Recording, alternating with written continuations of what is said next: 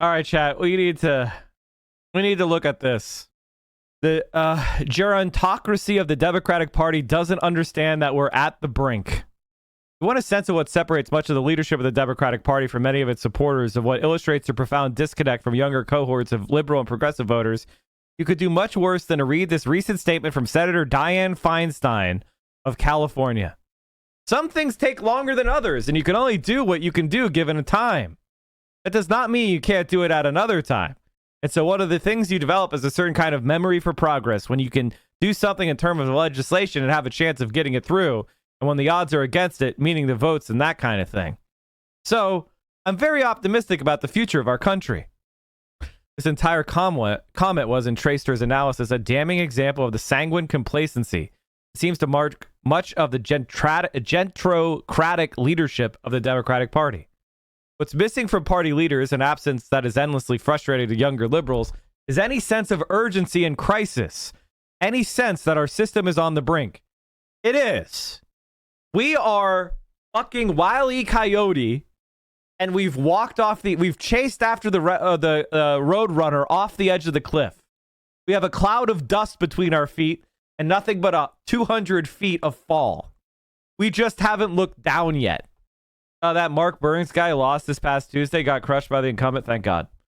Despite mounting threats to the right to vote, the right to an abortion, and the ability of the federal government to act proactively in the public interest, senior Democrats continue to act as the American politics is back to business as usual. Earlier this year at the National Prayer Breakfast, to give another example, Biden praised Senator Mitch McConnell as a man of your word and a man of honor. Thank you for being my friend, Biden said to a man who is almost singularly responsible for the destruction of the Senate as a functional lawmaking body, and whose chief accomplishment in public life is the creation of a far-right Supreme Court majority that is now poised to roll American jurisprudence back to the 19th century. House Speaker Nancy Pelosi is similarly enamored of this rhetoric of a bipartisan comedy in the face of Republican Party whose members are caught up in the grip of a cult of personality marked by conspiratorial thinking and an open contempt for electoral democracy. It might come to a surprise to some of you that the president I quote most often is President Reagan. No one is surprised! There isn't a single person that's surprised! Yeah, 100% of my focus is on stopping this new administration. I think the best way to look at what this new administration is, the president may have won the nomination, but Bernie Sanders won the argument about what the new administration should be like. We're confronted with severe challenges from a new administration and a narrow majority of Democrats in the House and a 50-50 Senate to turn America into a socialist country, and that's 100% of my focus. 100% of my focus is on standing up to this administration. What we have in the United States Senate is total unity from Susan Collins to Ted Cruz in opposition to what the new Biden administration is trying to do to this country. Hey, honorable man. Pelosi said at the ribbon cutting for the Washington branch of the Ronald Reagan Presidential Foundation, the good humor of our president was really a tonic for the nation. The gentleman that he was. Last month, she told an audience in Miami that she wants a strong Republican Party that could return to where it was when it cared about women's right to choose and cared about the environment. Of course, the ideologically moderate Republican Party that Pelosi seems to want resurrected was largely dead by the time she entered national politics in the late 70s, bludgeoned into submission with the notable help of Ronald Reagan, among other figures. As I reflect this attitude among Democratic leaders, I'm reminded of the historian Jefferson Cowie's argument about the New Deal's relationship to the American political order. In The Great Exception, the New Deal and the Limit of American Politics, Cowie argues for an interpretation of the United States of the 20th century that treats the New Deal era from the administration of Franklin Roosevelt to the 70s as a sustained deviation from some of the main contours of American political practice, economic structure, and cultural outlook. The Great Depression and World War II may have forced clear realignments of American politics and class relations, Cowie writes, but those changes were less the linear triumph of the welfare state than the product of very specific, short-lived historical circumstances. If this is true, if the New Deal was the product of highly contingent circumstances, unlikely to be repeated either now or in the future, and the challenge for those committed to the notion of a government that protects and expands the collective economic rights of the American people is to forge a new vision for what that might be. Path forward is not clear, Cowie writes. Whatever successful reincarnation of a liberal social imaginary might follow will not look like the New Deal. It might be best to free ourselves from the notion that it will. Here's an idea. New constitution. Why do we have the same fucking constitution? I mean, this is ridiculous. It's absolutely absurd. I think you could apply a similar great exception analysis to the decades of institutional stability and orderly partisan competition that shaped the current generation of Democratic leaders, including the president, many of his closest allies. They came into national politics in an age of bipartisan consensus and centrist policymaking at a time when the parties and their coalitions were less ideological and more geographically varied. But this, too, was a historical aberration, the result of political and social dynamics, such as a broad propensity of the industrial economic order at home, that were already well in decline by the time that Pelosi, Feinstein, and others first took office. American politics since then has reverted to an earlier state of heightened division, partisanship, and fierce electoral competition. Even the authoritarianism on display in the Republican Party has antecedents in the behavior of Southern political elites at the end of the 19th century and the beginning of the 20th. Millions of Democratic voters can see and feel that American politics has changed in profound ways since at least the 90s, and they want their leaders to act and react accordingly. Standing in the way of this demand, unfortunately, is the stubborn and ultimately ruinous optimism of some of the most powerful people in the Democratic Party. Please show me people agreeing. Gerontocratic leadership of the Democratic Party has reason to be optimistic. Most of them are financially secure millionaire boomers who feed at the same corporate troughs as the Republicans, and they'll live out the rest of their lives in comfort and die before they will ever have to face the consequences of their feeble and feckless opposition to the Republican extremism and wannabe authoritarians and theocrats.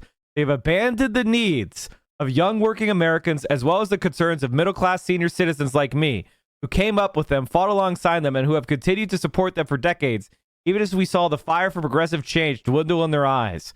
It's been clear since at least 2016 election that they've lost the will to stand up and fight. They've sold us all in exchange for their wealth and their creature comforts.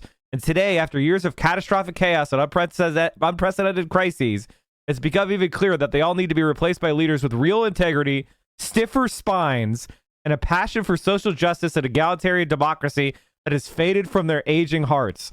Let's fucking go!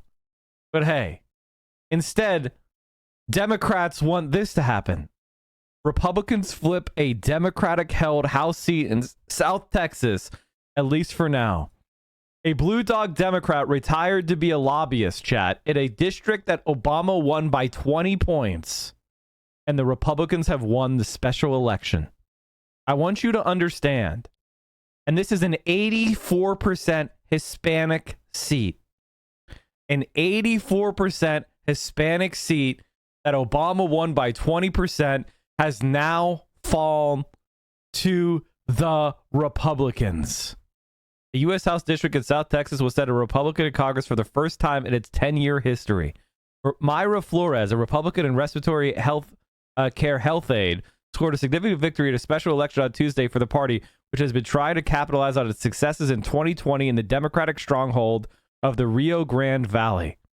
She will be the first Latina Republican from Texas in Congress. Ms. Flores defeated the three opponents in the special election to replace former Representative Philman Vela, a Democrat who retired this year before the end of his term, to become a fucking lobbyist. To become a fucking lobbyist. Dankies 3 hours in Dankies. Philman Vela is just the latest Texas congressman to swing through the revolving door. The Brownsville Democrat is resigning his seat early to take a job with a prominent Washington lobbying firm. Of the 15 members who've left the U.S. House since 2018, at least half have gotten into the business of political influence peddling.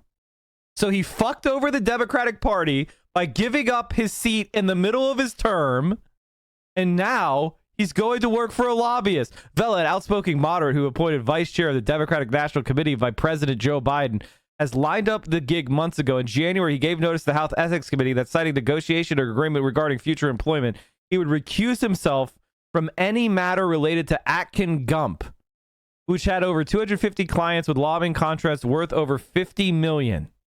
It wasn't until a Forbes reporter unearthed Vela's recusal that the congressman said he would resign in the next few weeks and go work for Atkin Gump. The timing now, with just 9 months left in the term, I'm ready to go. You're a congressman! The term's in 2 years!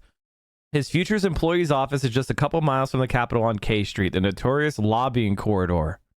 So this is where this is the fucking reality of the Democratic fucking party. And the result is not progressivism, but a fucking Republican now. This area went from being a Democratic stronghold to under Joe Biden becoming a Republican stronghold. Yeah, it's fine though, chat. Let's raise taxes. Let's raise gasoline prices, to $8 fucking a gallon. How big of a wave could House Republicans expect? How big of a wave can House Republicans expect? If Republicans net 35 seats, they'll hold their biggest House majority since 1929. If they win 29 seats, they'd match the number of seats held after the 2010 midterms. This is going to be the biggest House majority for Republicans in nearly 100 fucking years. This is the reality. This is our reality of Joseph Biden. Even if we assume the House Republicans will cash in on their favorable political environment, there's still plenty of confusion over how to predict the size of the wave. National Republican Congressional Committee Chairman Tom Elmer walked back the leadership bullishness, suggesting a mere 18-seat gain would already be historic for House Republicans. McCarthy was correct. The political environment in 2022 could potentially be even more favorable for Republicans than in 2010. If that's true, it's fucking over for America. Democrats will be a minority for the rest of your fucking life. It's nearly impossible for the party to net 63 seats, given they've already within striking distance of majority right now. Back in 2010, a sizable number of old-time Democrats still representing conservative territory got swept away in the red wave. In 2022, if Republicans hit their more optimistic marks, nearly all of their pickups will be in Biden-friendly territory, including in some solidly blue seats that haven't been competitive in a long time. There are only 5 Democrats left in districts that Trump carried. In that sense, Emmer's math is more accurate, recognizing that after Republicans shocked the political world to net 12 seats in the last election, their baseline is a whole lot higher than in any other wave election cycles, which came when the GOP began with a bare minimum of seats. As Emmer points out, the true magic number that would indicate a historic wave is 35, number of pickups that would give the party its highest number of seats, 248, since 1927. Hey, thanks, Boxman. Hope you're doing okay.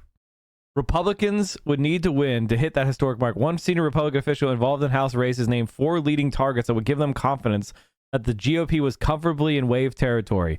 Kim Schreier of Washington, Abigail Spanberger of Virginia, Annie Craig of Minnesota, and the now open seat in Oregon currently held by Rep. Kurt Schrader, who lost his primary. These are all suburban districts that President Biden carried by 7 and 9 points in the last election. All have held competitive races in recent history.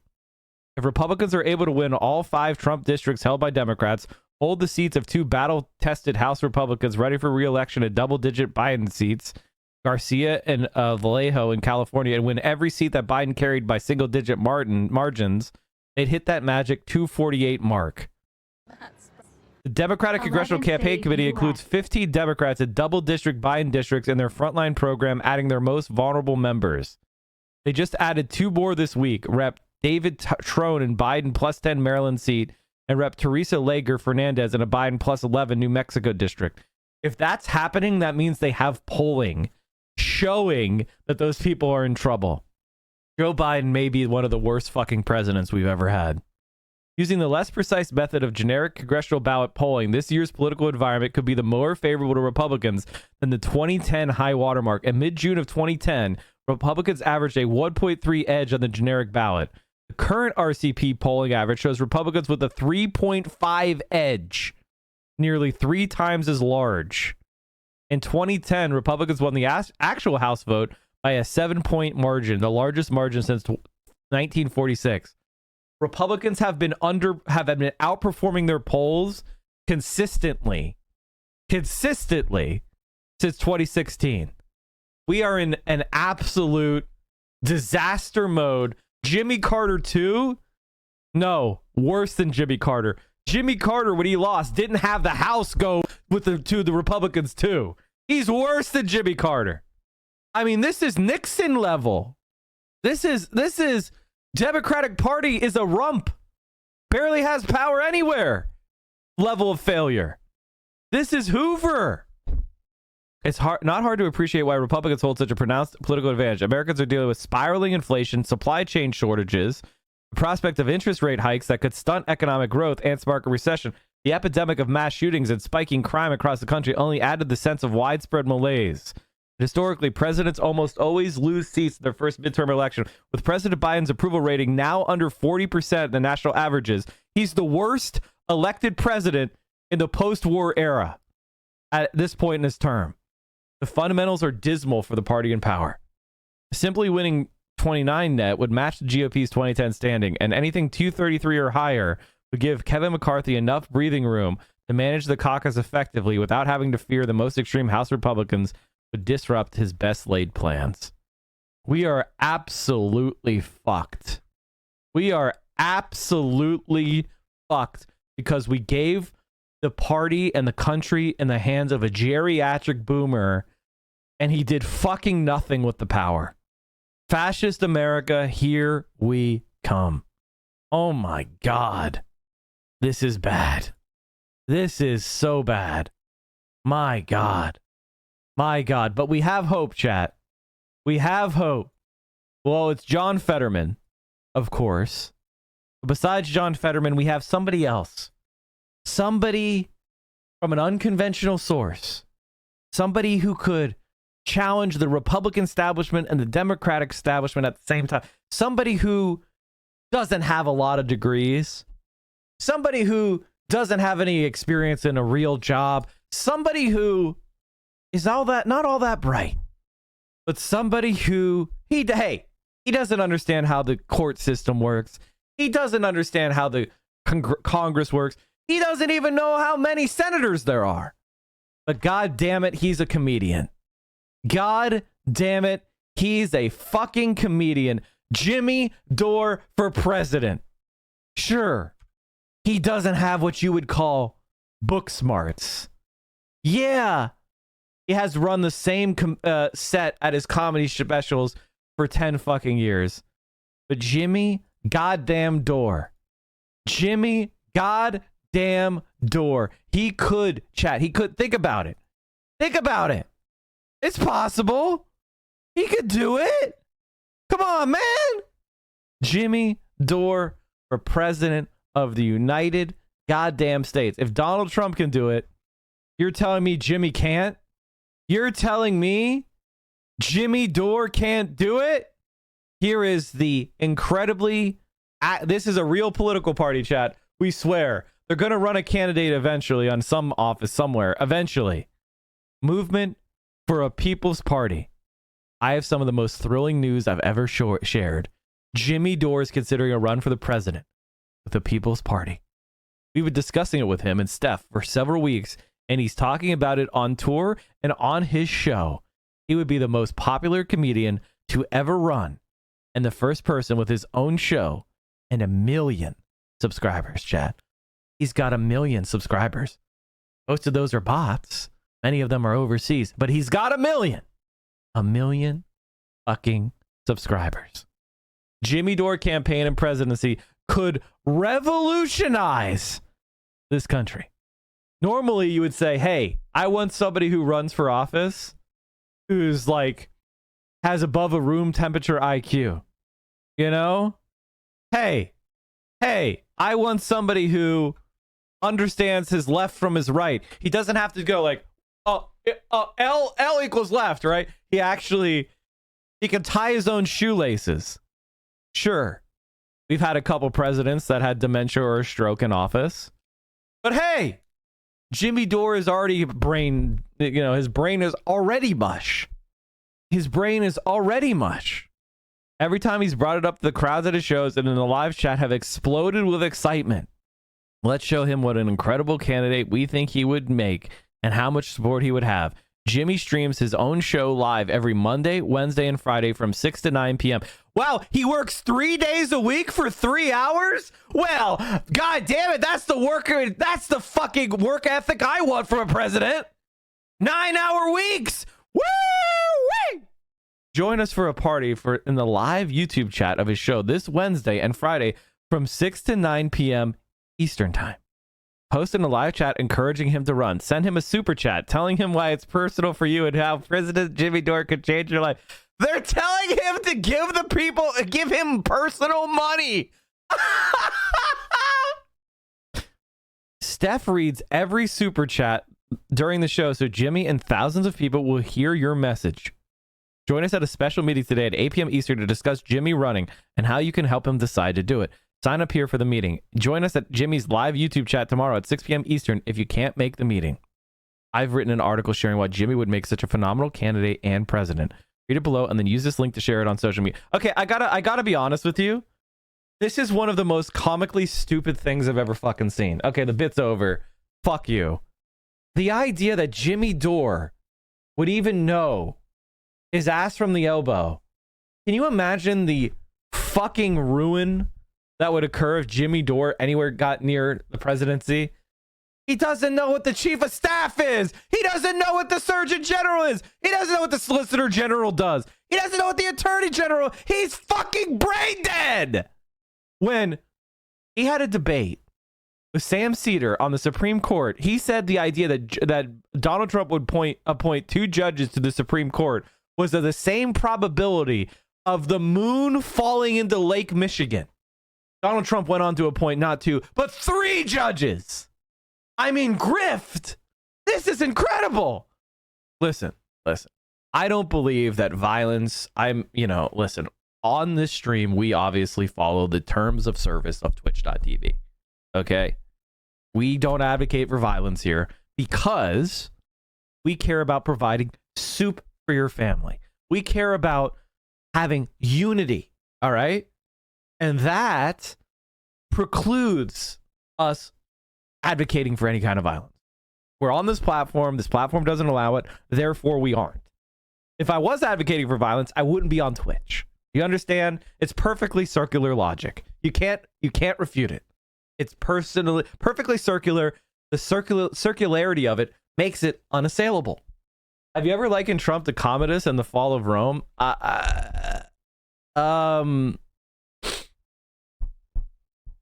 think there's any really great analogies for the Roman emperors. They were a lot more accomplished than American politicians like Joe Biden or Donald Trump.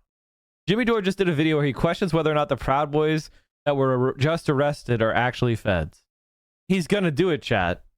This is what he's posting on his just like it was 8 years ago, or what? 58% of voters want a third-party candidate for president in 2024. He thinks he's gonna be the fucking president. I don't know what to say. Jimmy Dore is a complete idiot. There's no fucking shot he actually runs a campaign.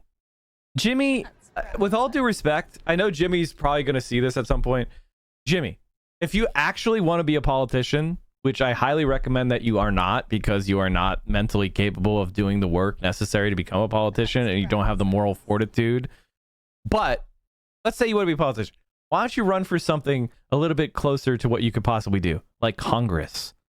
Why don't you get involved with your own one local community? You're fucking awesome. And fucking run there. And if you can win in a seat of 700,000 people as an independent, because that's apparently what people want, then you'll have demonstrated the case for what you're doing. Running for president, you're not going to get 1,000 votes and you're going to humiliate yourself, man.